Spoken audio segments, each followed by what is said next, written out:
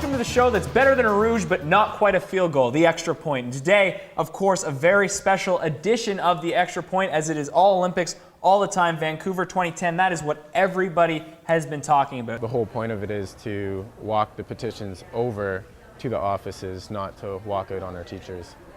Now, for students like Jason who are hoping to avoid a strike and participated in that walkover last week, there may be some hope on the horizon. A new legislation that was just introduced will allow strikebreakers for the very first time.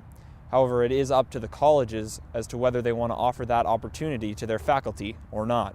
Surviving members were presented with their very own commemorative jersey, connecting the players with history. Looking back at all the vets, I guess it's pretty emotional that they fought in the war for us, and that's why they're the reason that we're living here. For the Rangers and their fans, though, it's a grateful price to pay for those who gave so freely.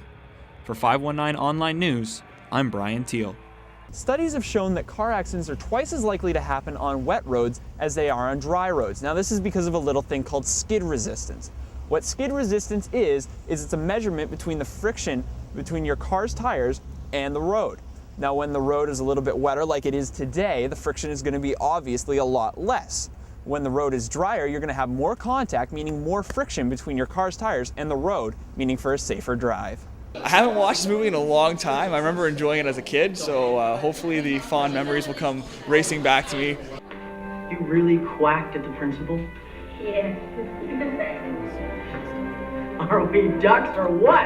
Yeah! Mandy has been around the world and experienced a lot in the world of boxing. You get to travel the world, you get to, experience so many different things. You get to go to World Championships, you get to go to Pan American Championships, and now we get to go to the Olympics. Again, I have to say that Brandon Maxwell was outstanding for the first 3 games of this series. I mean, over 150 saves. You don't get that in 8 regular season games in a row. You definitely have to look at playoff performance, and I mean, there's been nobody better in these playoffs, draft eligible, than Jeff Skinner. It goes both ways, and we saw this in Game 2 when Nazem Kadri, when he scored, he waved his hand and he almost encouraged them to keep doing that. And when you do that in front of 6,000 people, they're not going to stop. They're not going to say, well, this is just fueling the fire. 6,000 people are going to keep doing that. Later on in the game, Jason Varitek goes deep for his second homer of the game, and then, well, it's poppy time. That's right. David Ortiz, without a home run this season, finally breaks out of his slump with his first of the year, and the Fenway faithful are on their feet as Boston rolls to an 8-3 win over the Jays. It's a good thing I didn't eat lunch today, I guess. Oh, yeah. So what did you think?